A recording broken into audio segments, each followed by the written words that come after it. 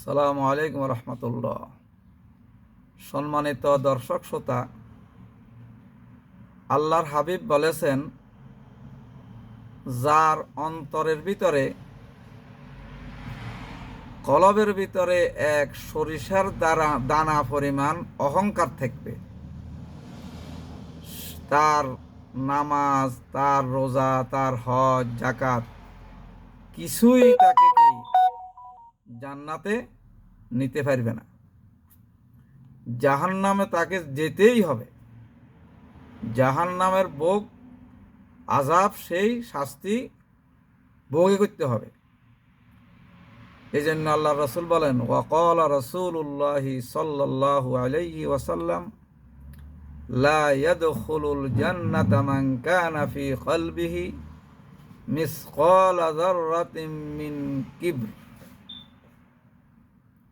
সরিষার দানা। সাহাবায়ে কেরাম জিজ্ঞেস করলেন, ইয়া রাসূলুল্লাহ, কিবিরটা কি ধরনের?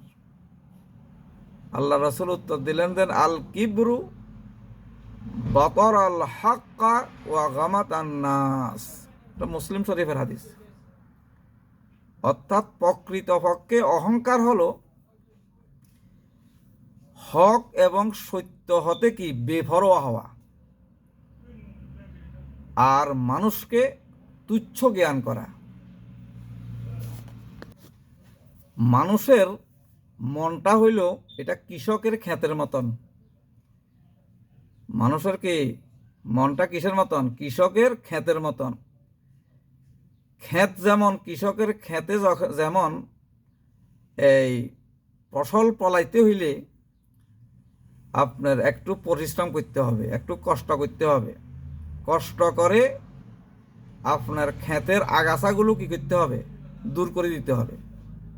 এখন আপনি কষ্ট করলেন না, ক্ষেতের যে সমস্ত আগাছা আছে আগাছাগুলো দূর করলেন না, আপনি ওই ক্ষেত থেকে সুফসল পাইবেন?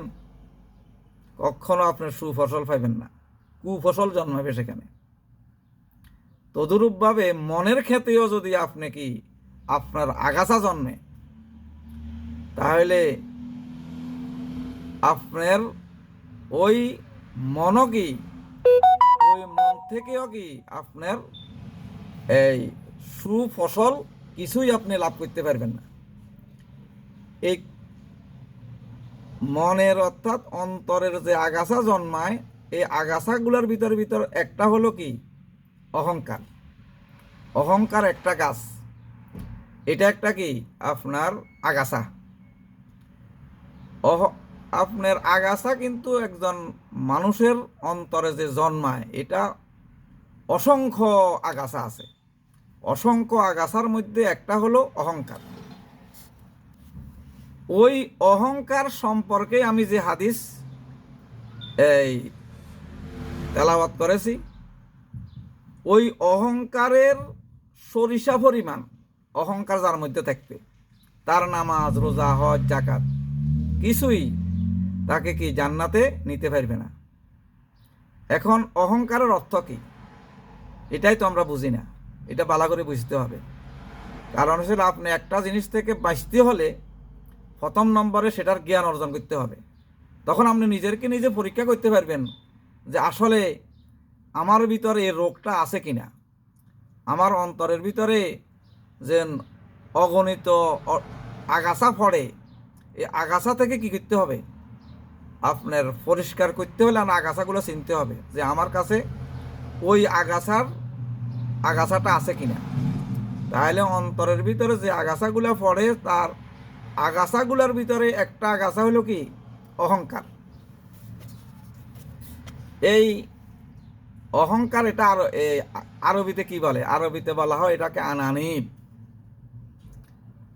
এটা একটা এই আনানিব, এটা একটা মানব জাতির কুস্বভাব, খারাপ স্বভাব। খারাপ কুস্বভাবের নাম একটা হলো আনাবিব।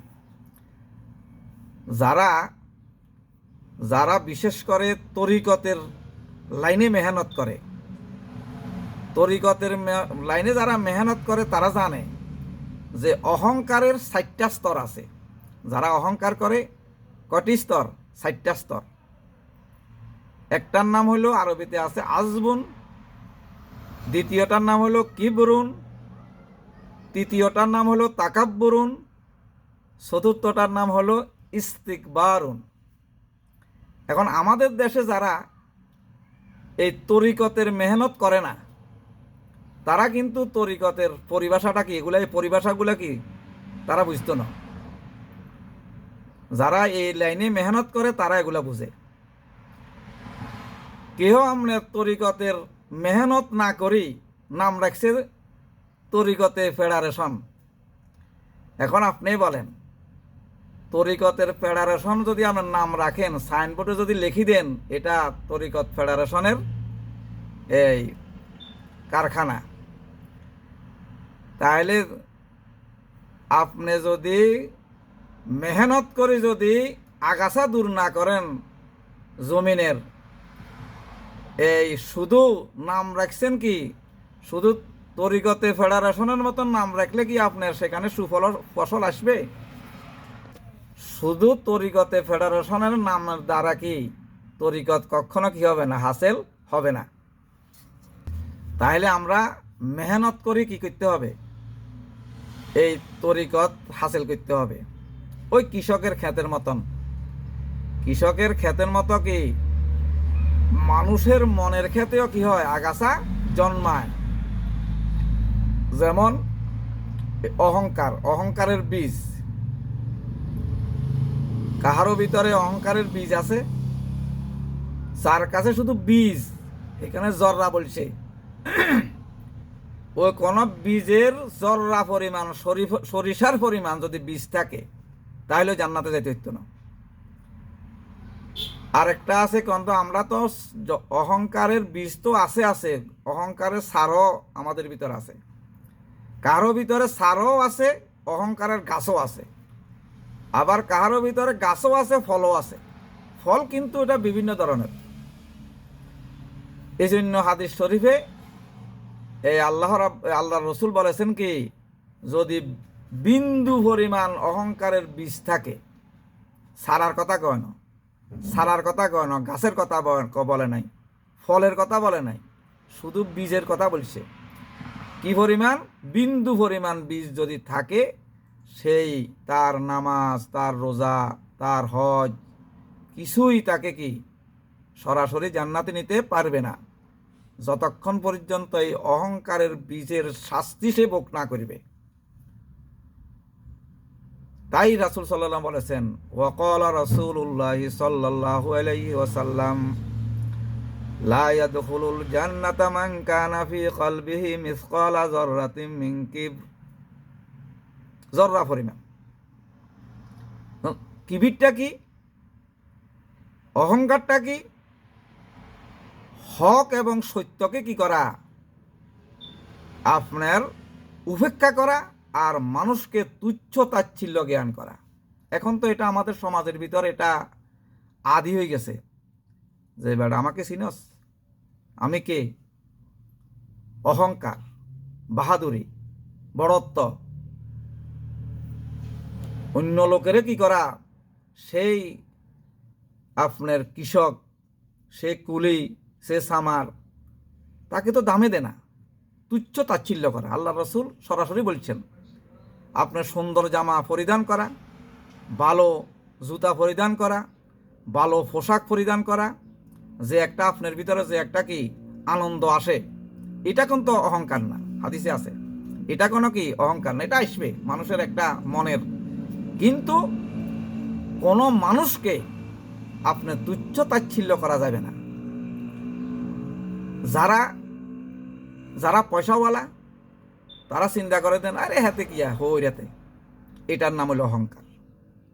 যে এই কথাটা তার অন্তর থেকে কি মনে মনে ভাবছে, এটা হইল তার অহংকারের বীজ। মুখে যখন বলছে যেই আরে হাতে কিয়া, হাতে আল্লাহকে কি তুলনা কাড়ে, এটা হইল অহংকারের কি সারা। বীজ থাকে অন্তরে, আর সারা গজায় মুখে। মুখে যখন বলে এই হাতে আমার লগে কোনো এই তুলনায় খাড়ে না, এ কথা যে ব্যক্তির মুখে বাইরে হইব মনে করতে হবে তার কি কি আছে, আপনার অহংকারের সারা নিয়ে সে কি করতেছে, চলাফেরা করতেছে। একজন ব্যবসায়ী, আপনি মনে মনে চিন্তা করলেন, আর ফাঁসের আরেকজন ব্যবসায়ী, ছোট ব্যবসায়ী আরে হাতে কি এর ব্যবসায়ী, মনে মনে চিন্তা করলেন, হেতে আল্লাহকে তুলনা খাটেনি। এই আপনার কাছে কি আছে, অহংকারের বীজ আছে, জান্নাতে যাওয়া সম্ভব হবে না। যখন আপনি কাউকে অন্য লোকেরা যখন বলছেন যে আরে আপনার ফাঁসের ফান দোয়ান আপনি করেন, কাপড় দোয়ান, ফাঁসের ব্যবসায়ী সম্পর্কে যখন জিজ্ঞাসা করলেন, আরে ভাইয়া কার কথা জিজ্ঞাসা করে, আরে হান দোয়ান করে হাতে। আপনার কাছে কি আছে, যখন মুখে যখন বলছেন আপনার কাছে, আপনি অহংকারের বীজ না শুধু সারা নিয়ে কি করতেছেন, চলাফেরা করতেছেন। মনে রাখতে হবে, একজন আলেম, আর আপনি মনে মনে চিন্তা করেন আমার থেকে বড় আলেম আর কেউ নেই, বলতেছে দেন আপনার ভিতরে কি আছে, অহংকারের বীজ নিয়ে আপনি কি করতেছেন, চলাফেরা করতেছেন। আর যখন আপনাকে কোনো ব্যক্তি জিজ্ঞাসা করলে, ভাই অমুক আপনার সাথে যেন অমুক আলেমরা দেখলাম, হে কেমন, আরে হাতে কি এর আলেম, কি জানে, মনে করবেন দেন আপনার কাছে অহংকারের বীজও আছে, অহংকারের সারও আছে। আপনি কি করলেন, জান্নাতে যাওয়া বহুত মুশকিল। এই জন্য আল্লাহর রসুলের এই হাদিসের প্রতি আমরা কি করতে হবে, একটু লক্ষ্য করতে হবে। তো আল্লাহ পাক আমাদেরকে এই অহংকার এবং অহংকারের বীজ থেকেও যেন আমরা বেঁচে থাকতে পারি। আমরা এই রমজানের ভিতরে, মুবারক মাসের ভিতরে, রহমতের মাস, রহমতের দরজা খুলে দিছে আল্লাহ পাক, শয়তানকে শিকলবদ্ধ করে দিছে। কি কেন, বন্দা যেন এই রমজান মাসের ভিতরে বন্দার যত ধরনের দোষ ত্রুটি আছে সবগুলা থেকে যেন কি এই রমজানের শিক্ষণীয় ট্রেনিংয়ের ভিতরে যেন সেই পরিষ্কার হয়ে যেতে পারে, উত্তীর্ণ হইতে পারে, আল্লাহর কাছে ক্ষমা চাই, মাফ লইতে পারে। এই জন্য আল্লাহ পাক আমাদেরকে সেই তৌফিক কামনা করুক। ওয়া মা আলাইনা ইল্লাল বালাগ। আসসালামু আলাইকুম ওয়া রাহমাতুল্লাহ।